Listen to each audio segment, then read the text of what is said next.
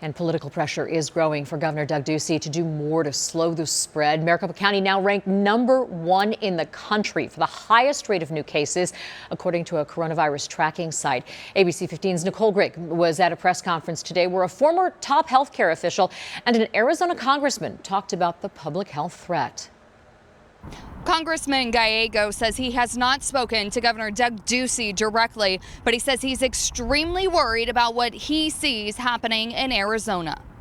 Congressman Ruben Gallego in a Zoom conference with Andy Slavitt. He headed Medicaid and Medicare under President Obama, concerned about the increase in the percentage of Arizonans testing positive for the virus. These warnings are not intended to tell people that Arizona has done something wrong. It's intended to prevent the worst from happening. Slavitt says this week he will be sending a letter to Governor Doug Ducey with ideas to slow the spread that does not shut down the economy. Number one, it's public leadership.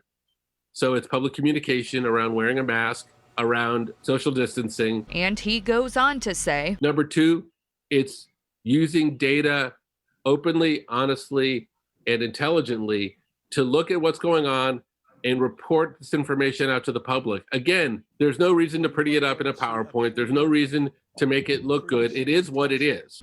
I asked the congressman if he thinks people will think this is politics. And how do you get a governor to listen to you when you are a Democrat and he's a Republican? The governor can ignore me. At some point, though, he's going to have to look at two things. Number one, he's not going to be able to ignore a body count, which is going to keep on increasing. And number two, he's not going to be able to ignore a potential downturn in our economy, because the mitigation that we're going to have to do if he doesn't show proper leadership is going to be so bad that it will actually end up hurting him in the long run.